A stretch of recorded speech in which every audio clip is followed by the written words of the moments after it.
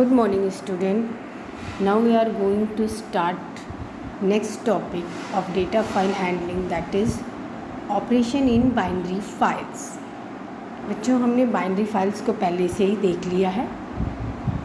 Binary file में आगे हम कंटिन्यू करेंगे. If we want to write structure such as list, dictionary, etc.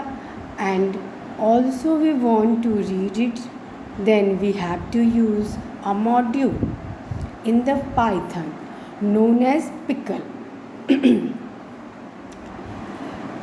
Binary file के case में हम पिकल मॉड्यूल को सबसे पहले इंपोर्ट करेंगे. जैसे हमें कोई भी बाइनरी फाइल में कोई भी ऑपरेशन करना है, जैसे रीडिंग करनी है या फिर बाइनरी फाइल को राइट करना है, तो उसके लिए हमें डंप और लोड फंक्शन की रिक्वायरमेंट होती है. और ये डंप और लोड फंक्शन हमें पिकल मॉड्यूल में मिलते हैं. तो सबसे पहले हम बाइनरी फाइल में ऑपरेशन करने से पहले पिकल मॉड्यूल को इंपोर्ट कर लेते हैं. ओके बच्चों, तो अभी आप इस पिकल मॉड्यूल को अच्छी तरह से समझ लें और इससे रिलेटेड कुछ वर्ड्स जान लें कि पिकलिंग क्या होता है और अनपिकलिंग क्या होता है. फिर से एक बार हम देखेंगे. If we want to write structure such as list, dictionary, etcetera and also we want to read it, then we have to use module in Python known as pickle. Okay, next, pickling.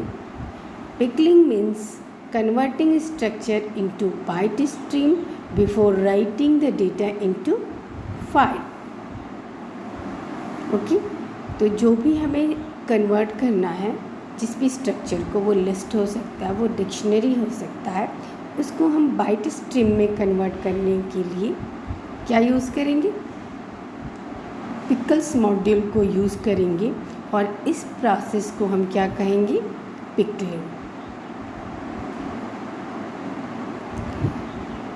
Next, and when we read a file then opposite operation is to be done means unpickling.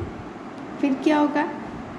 String data को हमें फिर structure data में change करेंगे, तो इस process को हम क्या करेंगे? अनपिकलिंग कहेंगे. Pickling means converting structure into byte stream, converting structure into byte stream, and unpickling means byte stream into structure stream. और इसको करने के लिए हमारे पास कौन सा मॉड्यूल है? Pickle module. Pickle module has two methods. First, dump to write. Dump किसके लिए यूज़ करते हैं? राइटिंग के लिए. यदि फाइल में हमें राइट करना है कोई डेटा, तो हम डंप फंक्शन का यूज़ करेंगे. And load to read. यदि हमें डेटा को रीड करना है फाइल से, तो हम लोड को यूज़ करेंगे. बच्चों, अब थोड़ा सा हम और डिटेल में देखते हैं एक प्रोग्राम. ओके, हम यहाँ पे प्रोग्राम किसके लिए यूज़ कर रहे हैं? Program to write list sequence in binary file. Write करना है, लिस्ट को हमें फाइल में राइट करना है. इसके लिए हम एक फंक्शन क्रिएट करते हैं, डेफ एफ ऑपरेशन. डेफ से क्या हम करते हैं? फंक्शन क्रिएट करते हैं. एफ ऑपरेशन नाम का हमारा फंक्शन है. फंक्शन नेम क्या है? F operation. ओके, आप फंक्शन क्रिएट करना तो पहले से ही जानते हैं, एफ ऑपरेशन. उसके बाद फुल कोलन दिया. सबसे पहले हम क्या करेंगे? इंपोर्ट पिकल, क्योंकि हमें या तो पिकलिंग करनी है या अनपिकलिंग. और उसके लिए हमारे पास दो फंक्शंस हैं, डंप और लोड फंक्शन. यहाँ पे हमें राइट करना है, तो हमें डंप फंक्शन का यूज़ करना है. तो सबसे पहले हम पिकल को इंपोर्ट करते हैं. देखिए line, import pickle. Import pickle हुआ. फिर next, list. First equal to 10, 20, 30, 40, 50. ये हमारी लिस्ट है. अब इस लिस्ट को हमें फाइल में राइट करना है. वो भी कौन सी फाइल? Binary file. तो पहले हम बाइनरी मोड में बाइनरी फाइल को राइट मोड में ओपन करेंगे. ओपन करने के लिए प्रोसेस हमने पहले ही देख लिया है। F equal to open function file name, जो हमारी बाइनरी फाइल है उसका नेम लेंगे डबल कोड में। यहाँ पे बच्चों देखते हैं कि यहाँ पे list.dat फाइल है, ये हमारी बाइनरी फाइल है, कॉमा ये हमारा क्या है मोड, फाइल मोड यहाँ पे क्या होगा WB। बाइनरी फाइल के लिए हम B यूज़ करते हैं और W फॉर राइटिंग के लिए, तो WB हमारी है बाइनरी फाइल में राइट करने के लिए। नेक्स्ट हम अब राइट करेंगे अपनी जो भी लिस्ट है। फर्स्ट लिस्ट का नेम क्या है फर्स्ट, तो pickle dot dump first comma F, ये जो हमारी लिस्ट है वो कहाँ जाएगी। F क्या है ऑब्जेक्ट है, फाइल का ऑब्जेक्ट है, किस फाइल का list.dat फाइल का। तो पहले हमें क्या राइट करना है लिस्ट, उसको लिखेंगे। डम्प का फर्स्ट आर्ग्यूमेंट क्या है, हमें क्या राइट करना है, तो लिस्ट फर्स्ट, लिस्ट का नेम क्या है first comma object name, file का ऑब्जेक्ट नेम F है, आप कुछ भी ले सकते हैं तो आप उसको लिखेंगे। अब ये प्रोसेस हमारी कंप्लीट हो गई। फिर हम प्रिंट करवाएंगे एक message, data added to binary file, ये हमारी मैसेज है data added to binary file. इससे पता चलेगा कि हमारा प्रोग्राम प्रॉपरली रन हुआ है कि नहीं। लास्ट में हम फाइल को क्लोज़ करेंगे, F डॉट क्लोज़, F क्या है ऑब्जेक्ट से ही हम फाइल को क्लोज़ करते हैं, तो हमारी list.dat फाइल क्लोज़ हो गई। क्योंकि बच्चों ये हमने फंक्शन क्रिएट किया, ये पूरा हमारा क्या है फंक्शन है, तो इस फंक्शन को रन करवाने के लिए हम तब तक नहीं रन होगा, एग्जीक्यूट नहीं होगा जब तक कि हम इस फंक्शन को कॉल नहीं करते हैं।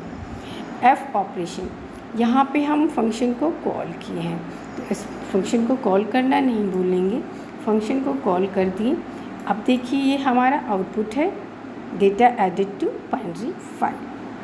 अब हमारा data added to binary file यानी एक बाइनरी फाइल list.dat नाम की क्रिएट हुई है और उसमें क्या चला गया है, ये लिस्ट राइट हो गया 10, 20, 30, 40, 50। एक बार देखेंगे नोटपैड में जाके इसके कंटेंट को यहाँ पे, तो इसके कंटेंट को आप देख रहे हैं किस में है, ये बाइनरी फाइल के कंटेंट्स ऐसे ही दिखेंगे, फाइल में आप जाएंगे तो यही इसी तरह से दिखेंगे। ओके, अब हम नेक्स्ट आगे बढ़ते हैं। तो अभी आप डम्प फंक्शन को देख लिए, डम्प फंक्शन राइट के लिए हम यूज़ करते हैं पिकल डॉट डम्प। नेक्स्ट है ऑपरेशन इन बाइनरी फाइल में, to read binary file use to load function. Load function किसके लिए हम यूज़ करेंगे, लोड फंक्शन हम रीड के लिए यूज़ करेंगे। प्रोग्राम टू राइट, ये गलत है, रीड यहाँ पे कर लेंगे। Program to read list sequence in binary file. Again हम फिर फंक्शन क्रिएट करेंगे def F operation, okay, parenthesis full colon, import pickle. हमने पहले भी देख लिया कि सबसे पहले हम क्या करेंगे, import pickle. F equal to open list data dot dat file, ठीक है, कॉमा RB को हम मोड को क्या होता है सिंगल कोड में देते हैं, RB read binary file. Dict equal to pickle dot load F, ये यहाँ पे लोड F को देखेंगे कैसे हम यूज़ कर रहे हैं। पहले हम पिकल डॉट लोड और फाइल ऑब्जेक्ट को देते हैं, तो क्या होगा, उस फाइल से डेटा को लेके और कहाँ स्टोर हो जाएगा वो डेटा, डिक्ट में, ठीक है। अब हम फाइल को क्लोज़ कर देंगे, यहाँ पे F डॉट क्लोज़, यहाँ पे फाइल क्लोज़ हो गई और इसको प्रिंट डिस्प्ले करवाएंगे डिक्ट को, तो प्रिंट डिक्ट करवाएंगे। और उसके बाद ये सारी प्रोसेसिंग करने के लिए हमको फंक्शन को कॉल करना ज़रूरी है, तो यहाँ पे हमने फंक्शन को कॉल कर दिया है, ओके। तो यहाँ पे मेन क्या है, पिक डॉट लोड, जिससे हम फाइल को रीड कर रहे हैं। देखते हैं आउटपुट में हम लोग देखेंगे तो यहाँ पे क्या हुआ, हमने जिसको डिक्ट को डिस्प्ले करवाया, डिक्ट में है क्या 10, 20, 30, 40, 50, वही हमारा लिस्ट है जिस लिस्ट को हमने स्टोर किया था। तो वो स्टोर किया हुआ लिस्ट अब आपको यहाँ पे दिखाई दे रहा है। तो अभी आपको डंप और लोड फंक्शन को बहुत अच्छे से देखना है, बार बार उसकी प्रैक्टिस करनी है।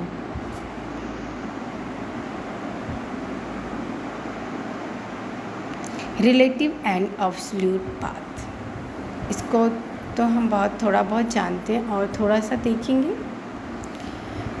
We all know that the file are kept in directory,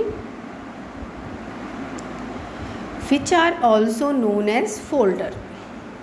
Okay, file folders में रहते हैं, हम जानते हैं। Every running program has a current directory, which is generally a default directory, and Python always see the default directory first. Okay, OS module provide many such functions which can be used to work with file and directories. OS means operating system. हमारे पास एक OS module operating system module होता है। यदि उस module को हम import करते हैं तो हमारे पास कुछ फंक्शंस मिल जाते हैं जिसको हम यूज़ कर सकते हैं working with file and directories के लिए। जैसे हम देखेंगे get CWD is a very function which can be use to identify the current working directory. यदि आप करेंट वर्किंग डायरेक्टरी को देखना चाहते हैं कि आपका करेंट वर्किंग डायरेक्टरी है क्या या वो कौन सा पाथ है, तो आपके लिए कौन सा फंक्शन है get CWD। Get CWD function किस में है? OS मॉड्यूल में, ऑपरेटिंग सिस्टम मॉड्यूल में। तो देखते हैं हम ऑपरेटिंग सिस्टम मॉड्यूल। यहाँ पे हमने इंपोर्ट किया है OS को। सबसे पहले किसको इंपोर्ट किया है? OS को। उसके बाद CWD equal to OS.CWD function. तो OS.CWD फंक्शन को हमने कॉल किया है और CWD को प्रिंट करवाया है। आप देखिए ये करेंट हमारा पाथ शो हो रहा है, ठीक है, ये हमारा करेंट पाथ है और ये हमारी करेंट डायरेक्टरी है। तो इस तरह से यदि आपको जब भी रिक्वायरमेंट होगी तो आप इसको यूज़ कर सकते हैं बच्चों।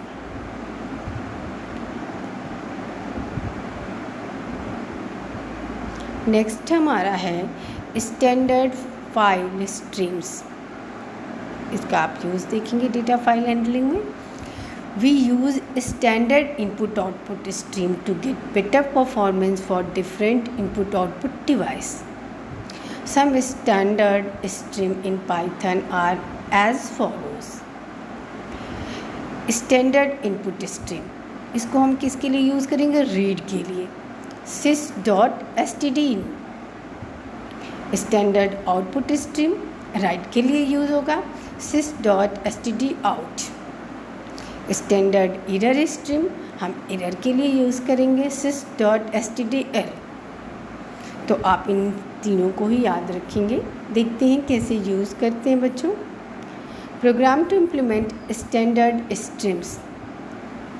तो स्टैंडर्ड स्ट्रीम के इन फंक्शन इसको यूज़ करने के लिए जो भी वैल्यूज़ हैं उसको यूज़ करने के लिए सबसे पहले हमें इंपोर्ट क्या करना होगा? इंपोर्ट सिस को इंपोर्ट करना होगा। फिर फाइल को ओपन करेंगे। ये फाइल आप जानते हैं कैसे ओपन होगा, तो ये थोड़ा सा मिस्टेक है।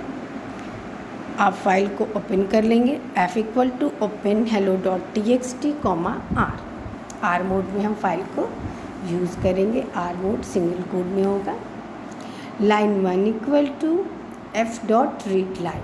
रीड लाइन हम पहले पढ़ चुके हैं, तो क्या होगा यहाँ पे? एक लाइन रीड होगी, किससे? hello.txt से। फिर line 2 f.read line. Read line single line को रीड करने के लिए होता है, तो यहाँ पे सेकेंड लाइन रीड होगी। Line 3 equal to f.read line, ये क्या करेगा? रीड करेगा, थर्ड लाइन को रीड करेगा। तो इस तरह से आप 1 2 3 तीनों ही लाइन को रीड करेंगे। system.stdout.write line 1। अब हम देख रहे हैं system.stdout को यूज़ कर रहे हैं और फिर राइट फंक्शन को यूज़ कर रहे हैं लाइन 1। ये क्या होगा, डायरेक्ट आपका यहाँ से रीड करके और स्टैंडर्ड स्ट्रीम में डिस्प्ले हो जाएगा। इसके लिए हम यूज़ करते हैं। अब यहाँ पे देखिए बच्चों, आउटपुट आपको शो हो रहा है। पहले क्या हो रहा है, फिजिक्स, पहली लाइन में फिजिक्स है तो फिजिक्स हो रहा है। system stdout dot right line 2, ठीक है। एंड लास्ट है system stdout dot right line 3। ये क्या है, आप इसको यूज़ कर रहे हैं राइट करने के लिए, स्ट्रीम पे राइट करने मीन्स डिस्प्ले करवाने के लिए। तो इस तरह से आप इसको यूज़ कर सकते हैं। उसके बाद फाइल को क्लोज कर देंगे। तो बच्चों इस सेक्शन में हम लोगों ने देखा है फाइल को, बाइनरी फाइल को रीड करना, बाइनरी फाइल को राइट करना, पिकल मॉड्यूल को देखा है, ओएस मॉड्यूल को देखा है और सिस्टम मॉड्यूल को देखा है। तो इसको और भी ध्यान से आप देखेंगे और इससे रिलेटेड कुछ क्वेश्चंस मैं आपको दे रही हूँ वो करेंगे, और बुक से इसके रिलेटेड क्वेश्चंस में कोई प्रॉब्लम हो तो हम इसे डिस्कस करेंगे। Okay, thank you.